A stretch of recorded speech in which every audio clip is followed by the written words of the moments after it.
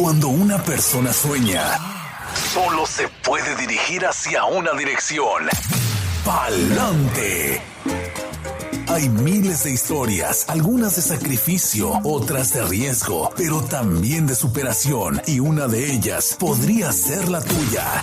Inmigración, sueños, retos y triunfos. Bienvenidos al programa Pa'lante, mi gente, de la firma de abogados Vázquez & Servi. Precisamente con la abogada Bárbara Vázquez, quien nos acompaña. Buenos días, bienvenida. Muy buenos días, muchísimas gracias. Como siempre, para mí un placer estar con ustedes compartiendo esta hora de Pa'lante, mi gente, aquí a través de Oxígeno Radio, hablando sobre los temas de inmigración y contestando sus preguntas. Hoy día vamos a estar conversando sobre el permiso avanzado para viajar para los beneficiados bajo el DACA.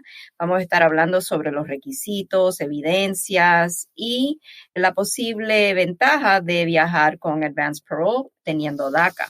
Sabemos que los beneficiados bajo la acción deferida, para aquellos que llegaron en la infancia, estas personas tienen DACA y pueden solicitar un permiso avanzado para viajar, conocido en inglés como el Advance Parole. Siempre que hablamos sobre este permiso, siempre lo llamamos el Advance Parole. Y para las personas con DACA, deben de cumplir con varios requisitos para poder tener esa posibilidad de ser aprobados para este permiso avanzado de viajar. Es importante tomar en cuenta que las personas con DACA no deben de viajar fuera de Estados Unidos sin tener el Advance Parole. También es muy importante tener su DACA ya aprobado y vigente antes de salir de Estados Unidos, aunque le hayan concedido el Advance Parole. Muy importante tener esa vigencia, es un requisito esencial, al igual de tener ese permiso avanzado de viaje, el Advance Parole ya aprobado y en sus manos. El viajar fuera de Estados Unidos sin tener el Advance Parole puede ocasionar que pierda la persona su DACA. Pues es muy importante saber que no debe viajar. El permiso de trabajo solo no le da esa autorización para viajar. Con diferencia a personas con otros beneficios migratorios temporales, como por ejemplo personas con TPS, quienes no tienen que demostrar una razón específica por la necesidad de viajar. Personas con DACA deben demostrar que necesitan viajar por razones ya sea humanitaria, educativa o por un propósito laboral. Y comúnmente lo que vemos como ejemplo de razones humanitarias son casos donde el beneficiario de DACA necesita viajar para visitar a un familiar enfermo o de avanzada edad, o en casos donde ha fallecido un familiar y la persona desea asistir al funeral. El pedir el Advance Parole por razones educativas, usualmente lo que requiere son evidencias que el solicitante ha sido invitado por la escuela o la universidad a un programa de intercambio escolar o estudios en el extranjero. Y para solicitar el Advance Parole por propósitos laborales, usualmente la persona tiene que demostrar que el empleador le ha dado una asignación en el extranjero o que debe asistir a alguna conferencia, entrenamiento laboral o alguna reunión de trabajo. Ejemplo de evidencias que podrían ser incluidas en apoyo a la solicitud para el Advance Parole son, por ejemplo, en casos donde se está pidiendo por razón humanitaria, el Advance Parole, una carta de los médicos que están encargados del cuidado del familiar en el extranjero, explicando el diagnóstico, complicaciones y en casos graves o de enfermedad avanzada, el pronóstico médico.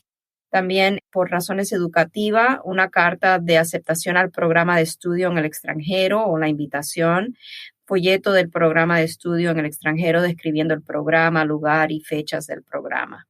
Si la persona tiene que viajar por propósito laboral, una carta del empleador en el membrete de la compañía describiendo la asignación laboral o invitación a la conferencia o reunión laboral.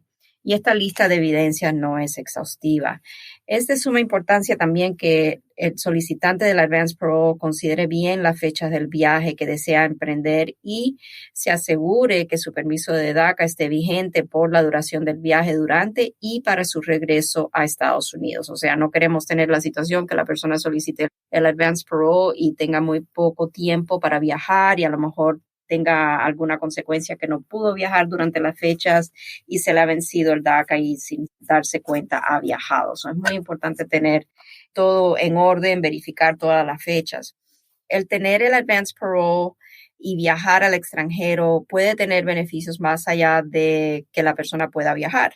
Por ejemplo, la entrada a Estados Unidos con Advance Parole bajo DACA es considerada hasta la fecha una entrada legal.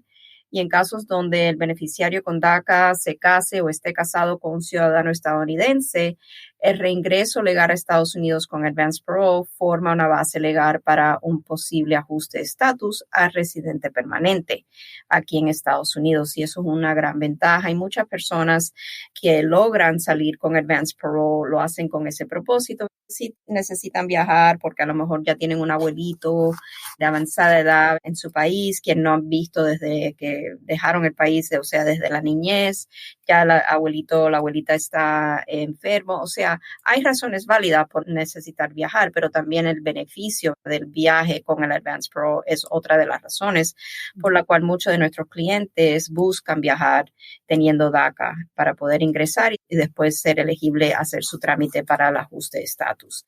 Les recomendamos que si usted es beneficiario de DACA y desea viajar por una de las razones indicadas, le aconsejamos que se comunique con su abogado y en caso de no tener abogado, siempre los invitamos a que nos llamen al 678-303-0018 para agendar una cita y explorar esta opción. La tarifa de la solicitud para el Advance Parole con inmigración es de $575. Y como siempre, Brenda, el disclaimer, la información que reciben por este medio es de carácter general y no sustituye nunca una consulta formal con un abogado de inmigración. Definitivamente. Uno de los temas que más nos traen a la mesa es precisamente el DACA por lo que significa para tantos jóvenes. Obviamente, esa entrada legal, digamos, el viaje como tal, a veces se nos pasa, abogada, especificar que el viaje tiene que ser con uno de los propósitos que acaba de mencionar. Obviamente, la mayoría son para visitar familiares, pero digamos, algunos dicen, pues tengo que cumplir con el requisito de salir para poder ya arreglar con mi pareja, porque mucha gente joven con DACA luego tienen su pareja ciudadana y ya empiezan el camino hacia la legalización ya de manera permanente. Pero, y una duda, fíjese, a pesar de todo, si el jovencito o la jovencita con DACA no es de México, pero quieren hacer un viaje cercano. Parece ridícula la pregunta y yo, por ser ridícula, se la hago. ¿El joven con DACA tiene que viajar a su país de origen?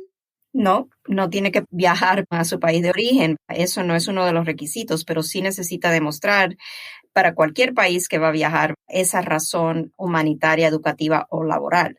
Tiene sentido común que si a lo mejor está trabajando para una compañía, a lo mejor lo mandan a un país que no tiene nada que ver de dónde es él.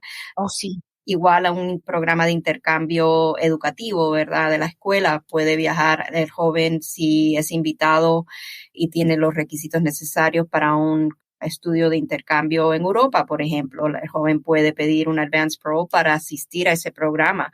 Ahora, siempre recordemos que no hay en realidad un riesgo en solicitar el Advance Parole bajo DACA. Tampoco hay necesariamente ninguna garantía que el solicitar el Advance Parole bajo DACA sea concedido. Se puede aplicar, pero la discreción la tiene el gobierno en otorgarlo o denegarlo. Al igual que un joven que tiene DACA y tiene el Advance Parole, o sea, ese documento lo que hace es que le da la autorización de abordar un avión en el extranjero, venir y tocar la puerta aquí a Estados Unidos y decir aquí en el aeropuerto, vamos a decir que entra por Atlanta o por cualquier aeropuerto que entre, va a tener que pasar a aduana si es que cuando regrese de ese viaje internacional, ¿verdad? Y ahí si el joven, por ejemplo, a lo mejor ha tenido algo de por medio que puede causar alguna alerta a las autoridades de la patrulla fronteriza de aduana, que no es admisible a Estados Unidos, se puede enfrentar un problema. A mí siempre me preguntan, ¿esto me garantiza que yo puedo regresar? Y en la mayoría de los casos, le tengo que decir, no hemos tenido problemas en que nuestros clientes con DACA salgan y vuelvan a entrar con el Advance Parole. Pero siempre nos gusta tener una conversación con nuestro cliente que ha sido aprobado para el Advance Parole antes de que el cliente viaje, para ver si durante el tiempo que ha estado con el DACA recién o desde que aplicamos el Advance Parole y estuvo pendiente esa solicitud, ha tenido algún problema con la ley que a lo mejor pueda ser preocupante para él o ella cuando trate de regresar con el Advance Parole. Siempre queremos estar seguros que no va a presentarse un inconveniente en regresar. Sí, por supuesto, y simplemente la idea de que alguna oportunidad laboral les ofrezca tal vez algún tipo de entrenamiento o de participación en un país extranjero, para los jóvenes con DACA de repente les parece un poquito intimidante, o a lo mejor si no lo piensan, abogada, dicen, you know what, yo no califico porque es que yo lo que tengo es DACA, no puedo salir. Porque sabe que yo creo que sí nos hemos acostumbrado a que la razón del viaje tiene que ser ese abuelito que se está muriendo o esa tía o esa conexión necesariamente trágica, y no, a veces no ampliamos lo suficiente la mentalidad para incluir otros motivos que le permiten a los jóvenes con DACA viajar. Exacto, y también tenemos que tomar en cuenta que a veces la persona con DACA ya no está estudiando y la única alternativa, ¿verdad? A lo mejor que tiene es tener alguna razón humanitaria. Nosotros tenemos clientes que se le ha conversado sobre esta posibilidad de aplicar al Advance Parole y justificadamente nos dicen, pero sabes que no tengo ninguna razón humanitaria porque no me queda ya nadie en mi país. Ya todos están desde aquí o a lo mejor ya han fallecido, ¿me entiendes? Estamos como que ahí contra la espada y la pared, no hay nada que se pueda hacer porque no tenemos alguna otra de estas razones o evidencias de la necesidad de viajar que bajo el DACA es requerido. Y cuando dice claramente, abogada, que el DACA tiene que estar vigente, estamos hablando de que no ha llegado el periodo de expiración de su permiso de trabajo, porque sabemos que algunos dicen, no, pero es que todavía me quedan 2 o 3 meses. El problema es que, y hay que hacer ese énfasis, porque si la persona tiene, digamos, unos 3 meses o 4 antes de que se venza el permiso, a veces se tardan 2 o 3 meses en aprobarle tan solo la solicitud, y entonces para cuando le aprueben el proceso para viajar, ya se les venció el permiso y no pueden. Exacto. Lo que estamos viendo es que el DACA se está aprobando más rápidamente. Las renovaciones de DACA, usualmente el gobierno es bastante eficaz en aprobarlas, aunque a veces dicen nos vamos a demorar 6 meses, a veces hemos visto tan rápido como 1 mes, 2 meses, ¿me entienden? Enseguida lo aprueban. Y siempre les recomendamos a los jóvenes soñadores que apliquen dentro de la ventanilla de 150 días de la fecha de vencimiento del permiso que tienen actualmente. Y esto es importante porque no queremos que haya un lapso en los permisos bajo el DACA, porque al tener el lapso, todos esos días o meses de lapso son días y meses que están acumulando presencia indocumentada en Estados Unidos. Entonces es muy importante siempre tener en cuenta cuándo se le va a vencer el DACA, y entonces hacer su trámite para la renovación y entregarlo lo antes posible, pero dentro de esos 150 días. Sí. Pues bien, siguen los mismos requisitos, obviamente es de mucha importancia, incluso, y haciendo un pequeño desvío de lo que estábamos hablando del permiso de viaje, el Advance Parole, también que los jóvenes que tengan DACA, que digan, bueno, yo ya me voy a casar con mi novia ciudadana o mi novio ciudadano, please, de todas maneras no dejar que se venza su estatus, aunque estén a punto de casarse o se acaban de casar, renovar el DACA siempre, siempre da más seguridad, ¿no? Sí, nosotros siempre le vamos a aconsejar llevar ambas cosas, estar consciente de que queremos siempre tener un respaldo a cualquier solicitud que vayamos a hacer para un estatus permanente, porque ¿qué pasa si eso falla? Si la solicitud del estatus permanente falla, siempre la persona tendría como respaldo su DACA, siempre y cuando haya hecho la renovación dentro del plazo y haya sido aprobado. Si lo deja sin hacer la renovación y pasan más de, creo que son 15 meses, tiene que volver a aplicar como si fuera una solicitud inicial. Sí. Ok, pues bueno, tiene mucho sentido. Y ya saben, amigos, esta edición abreviada del programa, y nos quedaron algunas preguntas desde la semana pasada, porque también fue un programa intenso, abogada. Así que si usted está lista, cualquier cosa que tenga alguien que aportar o preguntar, 770-686-3424, aclarando, ese es el número en vivo. Las llamadas telefónicas van directamente al aire. Textos, que parece que es el método preferido para no interrumpir el flujo de la programación, es el 770-927-8015. Nos quedó una pregunta de la semana pasada, dice por aquí, es una de las que no alcanzó, dice, tengo unos vecinos que son de Brasil, estuvieron con visa de turista por muchos años. El señor fue deportado, se fue con toda su familia otra vez para Brasil, pero volvieron a entrar hace unos meses por la frontera con México. Se entregaron pidiendo asilo o refugio, perdón, dice, entraron pidiendo refugio por la situación en Brasil. ¿Será que ellos van a tener cómo arreglar o la salida original les bloquea, porque solamente a él lo deportaron por un caso de DUI y la familia entera se fue con él. También ellos están sujetos a lo que sería la restricción por haber vuelto y a pesar de que se entregaron en la frontera. No, si él tiene, al entregarse en la frontera, le tuvieron que haber hecho lo que es una entrevista de temor creíble. Uh-huh. Y si ya está los otros familiares que vinieron con él Uh-huh. bajo libertad, entonces es muy importante que consulten con un abogado de inmigración la posibilidad de hacer su solicitud para el asilo. Esto es muy importante, o sea, esta pregunta es demasiado general. Sí. Nosotros en estos casos necesitaríamos, o sea, explorar a fondo la base por el cual la persona o la familia viene huyendo de Brasil. Y en estos casos de asilo político es muy específico cuáles son esas bases de persecución que la persona tendría que demostrar, el tiempo limitado para aplicar o presentar su solicitud de asilo. Aquí el tiempo es esencial, aplicar a tiempo. Por supuesto. Bueno, nos brincamos directamente a nuestra primera llamada al aire con la abogada Bárbara Vázquez. Buenos días. Buenos días, Brenda. Buenos días, abogada. Buenos días. Bienvenido. Gracias. Es una pregunta un poquito larga. Adelante. Yo entré a Estados Unidos, he entrado varias veces con visa de turista. La última vez, obvio, me quedé más de 6 meses, saqué un permiso de trabajo falso y me puse a trabajar, pero yo venía con mi hermano regresó a México y se llevó mis papeles, llevó todo pues a México.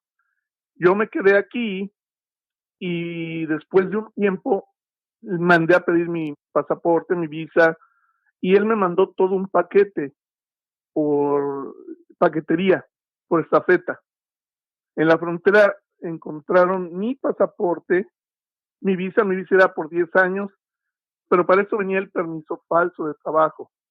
Llegó a donde vivo, llegó todo el paquete, pero no llegó la visa ni el permiso, y llegó un papel que me comunicara con algún abogado. Ok, yo me comuniqué con un abogado y dijo, ¿sabes qué? No hay nada que hacer. Ok, hasta ahí quedó. Aquí vive mi hijo que es ciudadano. Mi pregunta es, ¿él podría arreglarme o yo tendría un problema grande? Ok, aquí básicamente lo que existe es una representación falsa. No sé bajo qué programa usted aplicó para el permiso de trabajo, si es que aplicó para algún programa con inmigración o si simplemente usted compró el permiso de trabajo en la calle. Ok, el permiso de trabajo yo lo compré en la calle. Mi visa era de turista. Uh-huh. Yo había venido varias veces, pero esta vez me quedé pues bastante tiempo. Uh-huh. Al mandarme los papeles y retirarme el permiso de trabajo, pues ya me quedé aquí 10 años. Ok, so en estos casos, primeramente necesitaríamos explorar más a fondo todos los detalles, mirando los documentos, la carta que le llegó, o sea, toda esa información va a ser esencial. Pero por lo general, en casos donde hay una situación de uso de un documento migratorio, como lo es en este caso, un false ID, no sé con qué propósito usted envió o su hermano se llevó los documentos para México, no sé si es para que lo hubiesen sellado el pasaporte, que es algo muy común. Ok, eso es algo muy común. Personas que entran aquí con visa de turista, ¿verdad? Y ya se quedan más tiempo o indefinidamente para que no le cancelen la visa. A veces regresan su pasaporte con el visado para que sea sellado el pasaporte en el país natal, para que luzca como que la persona salió a tiempo. Ok, eso bajo la ley de inmigración es considerado una representación falsa.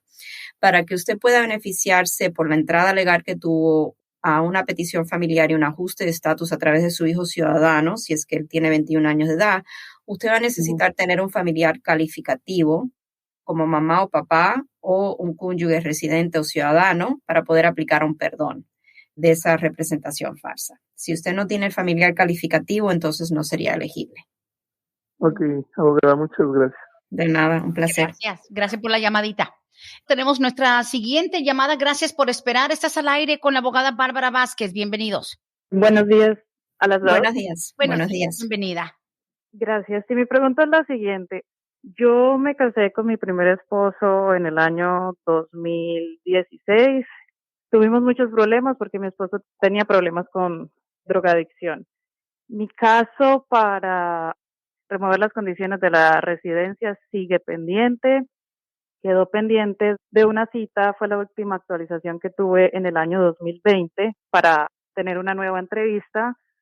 El año pasado yo me divorcié de mi esposo. Mi pregunta es la siguiente, yo tengo una nueva pareja, mi nueva pareja en 2 meses aplica para la ciudadanía. Mi pregunta es la siguiente, ¿qué es más conveniente para mí? ¿Esperar a que mi caso se resuelva en inmigración con el que ya tengo o por otro lado empezar desde cero con nuestra nueva pareja cuando me case con él? Ok, antes de contestarle la pregunta, necesito esta información. ¿Usted cuando entregó la solicitud para remover la condición de su solicitud, la entregó estando ya divorciada de su primer esposo o la entregaron junta con la firma de ambos? La entregamos juntos con la firma de ambos. Ok. Ya que se ha finiquitado un divorcio, debe de continuar con ese proceso. Eso es mi consejo, pero necesita notificar a inmigración que ya existe un divorcio y que usted ahora quiere solicitar este beneficio de remover la condición en base a lo que se llama un waiver, una exención del requisito de que se someta esa solicitud junta con las firmas de ambos. Y tal vez necesitaríamos hacer un proceso nuevo, entregar esa solicitud bajo la provisión de la exención. Le voy a recomendar tal vez una consulta formal, a no ser que ya usted tenga abogado, a lo mejor conversar con su abogado, informarle que ya tiene su divorcio finiquitado y que el abogado le pueda aconsejar los próximos pasos. Ok, perfecto. Muchas gracias. De nada, un placer. Gracias, gracias. Feliz día. Y pues bueno, buenas preguntas. Tenemos más por acá. Dice aquí, buenos días. Mi hija tiene 20 años de edad y ella es ciudadana americana. Ha decidido quedarse un tiempo en México. Está allá trabajando como representante bilingüe. Tiene su novio que nunca ha venido a los Estados Unidos. ¿Qué les conviene? Ella lo puede pedir antes de cumplir los 21, no están casados, pero están juntos en México. ¿Cuál sería lo más rápido? Mi hija me pregunta si se casan allá y se lo trae como esposo o si ella tiene que venir aquí primero, trabajar y ahorrar dinero para después pedirlo como prometido. ¿Cuál sería el mejor paso? Gracias. Primero, no tiene que tener 21 años de edad para pedirlo. O sea, lo que necesita es o casarse con él y entonces hacemos lo que es una petición familiar, esperar a que esa petición familiar sea aprobada y entonces empieza lo que es el proceso consular. El problema aquí va a ser que si ella se mantiene viviendo en México, no va a tener lo que es el requisito de domicilio aquí en Estados Unidos para propósito de la affidavit de manutención, que ella como patrocinadora de este proceso, para que el novio, ya después esposo, pueda emigrar a Estados Unidos como residente permanente y le van a pedir ese requisito. Es muy importante que venga a Estados Unidos, establezca ese domicilio requerido, tanto como si va a hacer el trámite después de casarse o si quiere pedirlo como prometido. El pedirlo como prometido es un proceso diferente, o sea, requiere que puedan demostrar que se han conocido en algún momento durante los últimos 2 años antes de la entrega de la solicitud. Él entonces entraría con una visa K1 y dentro de 90 días de haber entrado tienen que entonces casarse. Esos son los 2 posibles pasos que pueden tomar dependiendo de qué decidan con lo del matrimonio. Si quieren casarse en México o si quieren casarse aquí, tiene mucho que ver. Claro. No puede traérselo como esposo simplemente porque se casaron. Pues eso es importante, ¿ok? Sí, porque aparte ella ya lleva como 1 año y medio viviendo allá en México. Ahora, ¿hay un tiempo mínimo para cumplir con el requisito del domicilio? 6 meses. Tiene que demostrar 6 meses viviendo otra vez en Estados Unidos y obviamente tener un empleo, me imagino, para hacerlo del proceso del affidavit. Aquí lo que me dice esta mamá, dice, es que la preocupación de mi hija es que no quiere venir sola, o sea, que se lo quiere traer al mismo tiempo que ella regrese. No sé cómo se le puede garantizar que, o sea, ahora sí que ella no se quiere adelantar, me imagino, usted sabe, el amor joven, a mí ella tiene 20 años de edad, no sé, ¿habrá forma de que No, es un sacrificio y un sacrificio temporal y por amor a veces tenemos que sacrificarnos. Got it. Sí, sin duda. Entonces, aún con el proceso de traérselo como prometido, ella tiene que adelantarse. She has to be here first. Tendría que mirar porque lo que es diferente con el proceso de fiancé, y esto es un detalle muy técnico, ¿verdad? Es que para la solicitud de K1 no se requiere la affidavit de manutención que ha existido desde el 1 de abril del 97. Se requiere uno antiguo, que es la I-134. Y yo necesito verificar si ese formulario requiere el requisito de domicilio, pero siempre ese formulario es un formulario que el gobierno exige para que sirva como una evidencia de que la persona que lo va a patrocinar eventualmente para la residencia tiene suficiente ingresos para que no sea él una carga pública. Lo otro que me preocupa es que vamos a decir que le otorguen la visa de fiancé. Y ellos entran y se casan dentro de los 90 días aquí en Estados Unidos. Entonces, para que ella pueda hacer el trámite de ajuste de estatus de él, a lo mejor va a haber un tiempo que no lo va a poder hacer hasta poder establecer el domicilio aquí en Estados Unidos. Muchos twists and turns. Claro. A lo mejor la forma más directa sería que se casen, pueden casarse en México, ella puede continuar viviendo en México con él hasta que la aprueben la I-130, si desea un poco antes, y entonces venir y establecer ese domicilio, mientras que se empieza lo del proceso consular para que le salga la cita en Ciudad Juárez, pero siempre tenemos que demostrar que cumple con el requisito de domicilio. Por supuesto. Ok, tiene sentido, muchas gracias. Siguiente pregunta dice, yo soy hondureña y llevo años con mi TPS. He hecho mi salida a mi país y mi entrada legal. Tengo mi hijo que cumplió 21 años apenas el mes pasado, en diciembre, pero tiene un caso de felonía pendiente en el condado de DeKalb. ¿Mi hijo me puede hacer la petición a pesar de tener este caso pendiente? Depende del tipo de felonía que tenga. Oh, wow. Porque hay un Adam Walsh Act. Tengo que ver si esto aplicaría en este caso, no es a través de matrimonio, es a través de una petición familiar, pero el Adam Walsh Act lo que hace es que personas que tienen felonías pendientes por algún abuso de menor, un abuso sexual, pornografía infantil, esas cosas, eso entonces a veces hace que el patrocinador de esa solicitud no califique para poder lograr la aprobación de esa petición familiar.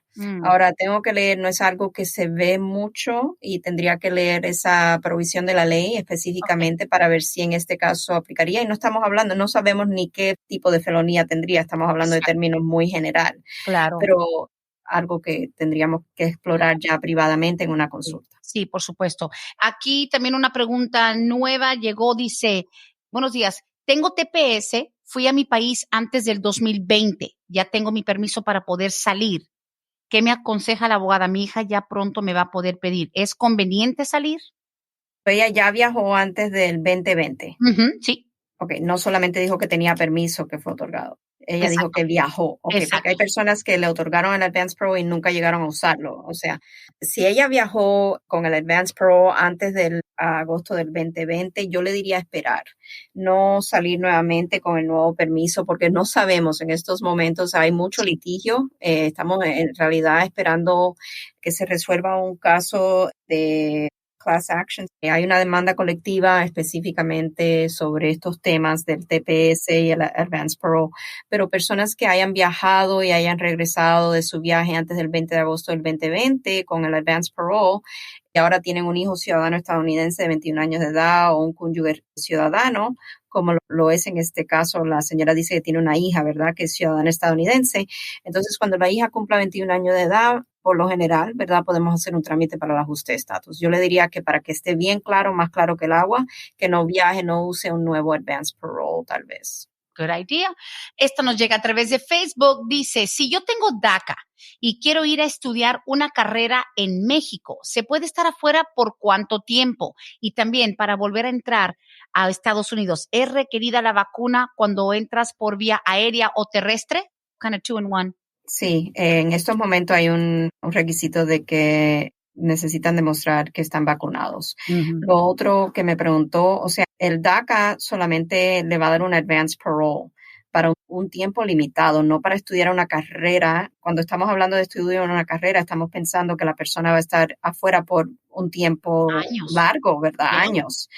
Esto no es como, por ejemplo, un reentry permit, que es para personas quienes son residentes permanentes y no quieren perder la residencia y necesitan estar fuera de Estados Unidos por más de 6 meses o más de un año. Pueden pedir un permiso de reentry permit y si se lo otorgan, entonces le permiten estar afuera por un periodo, creo que de 2 años, con una posible renovación de ese reentry permit. Esto no es igual. El DACA, la persona tiene que tener presencia física aquí en Estados Unidos y el advance parole no autoriza un tiempo ilimitado para estar afuera de Estados Unidos. Ok. No es así tan extenso, ¿verdad? Obviamente. Right, no.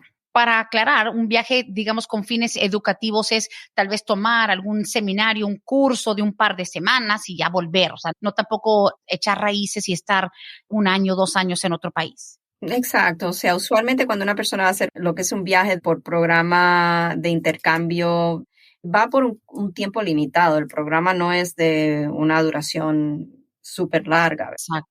Y siempre vamos a tener que demostrarle al gobierno cuál es el tiempo de este programa. El gobierno va a querer saber, ¿verdad? Y por eso la información de la carta de aceptación al programa debe de incluir toda esa información. Ok, listo. Y la señora hondureña dice, no tiene nada que ver con abuso de niños. Dice, mi hijo, lo que pasa es que lo agarraron entrando a un vehículo, I guess entering an auto, algo así, es entrar en un vehículo como para robar algo. O sea, no tiene nada que ver con abuso sexual. ¿Cambia el análisis? Sí, cambiaría el análisis. No debe de impedir una petición familiar. Lo único que me preocuparía tal vez es el affidavit de manutención en trámite de ajuste de estatus, porque vamos a decir, ni que Dios lo quiera, el hijo lo hayan culpable y tiene que hacer tiempo en prisión. Entonces ahí a lo mejor se puede presentar el problema de que no va a poder trabajar, no va a poder tener ese ingreso necesario. Tal vez si la señora no tiene un copatrocinador, se le puede presentar el problema de que entonces no puede demostrar que no va a ser una carga pública para los Estados Unidos. Ahora, otro punto muy importante. Ella dice que tiene TPS de Honduras.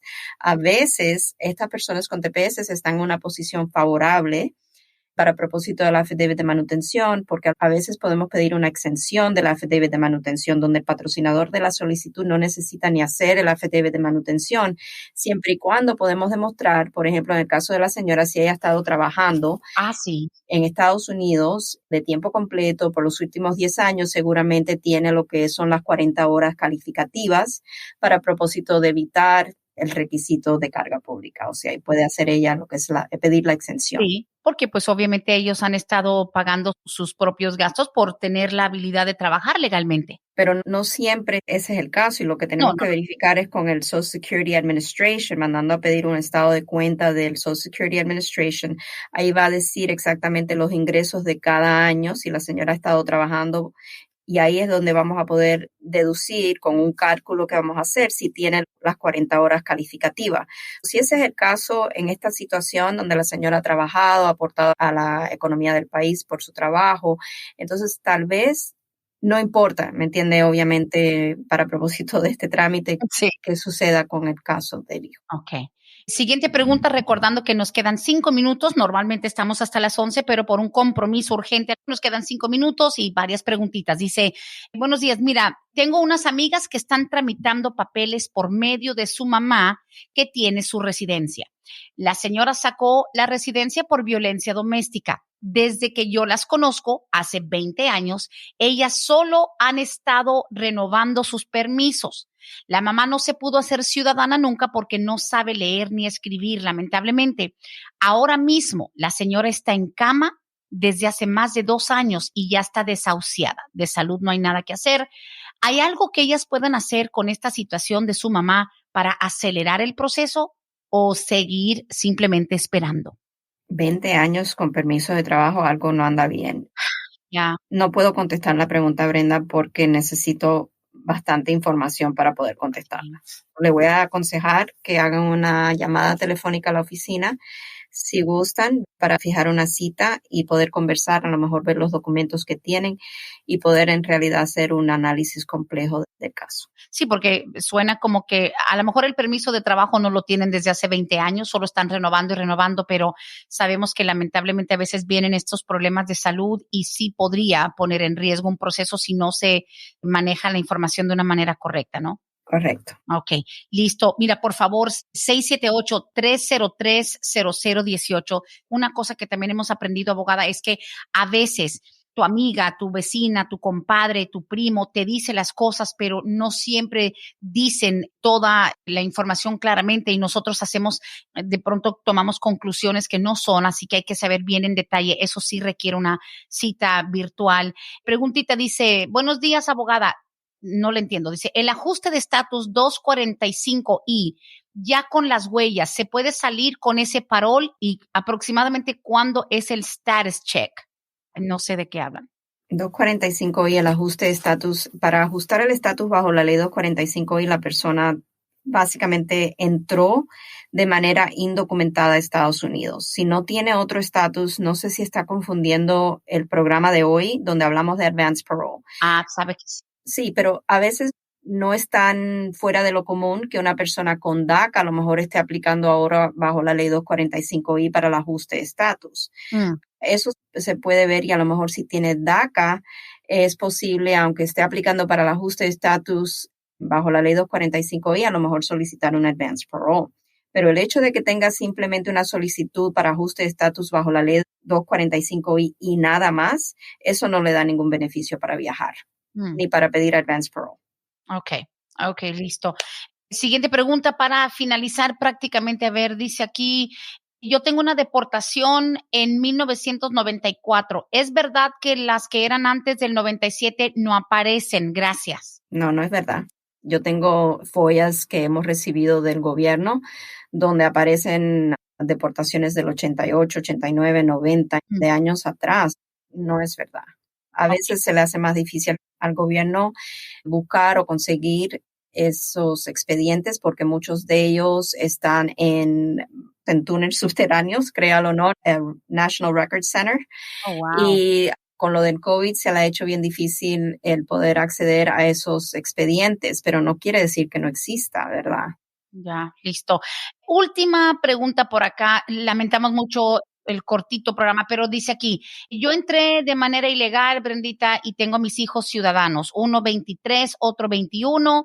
El de 23 ha estado pensando apuntarse para el Army, pero el que nada más van fines de semana. ¿Eso me puede ayudar? Lo que estamos considerando aquí es el parole in place. Ya. Necesitaría ver los documentos de inscription. Claro. Para ver exactamente, o sea, qué programa exactamente está hablando. Usualmente cuando estamos hablando de reserves, ¿verdad? De reservas, eso aplica sí. para el parole in place. Okay.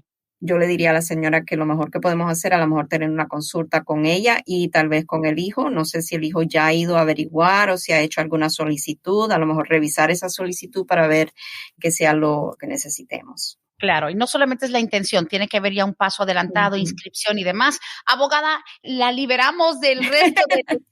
Le agradezco mucho, intenso el programa como siempre, 678-303-0018 para que tenga su consulta ya directamente relacionada con su caso en particular. Le deseamos un excelente día, abogada, suerte con su audiencia, así que ya sabes, estamos conectándonos para la próxima. Muchísimas gracias, Brenda, y aquí los espero a todos la próxima semana. Muchas gracias. Hasta aquí hemos llegado hoy, pero siempre vamos pa'lante, mi gente, con Vázquez en Servi. Hasta la próxima.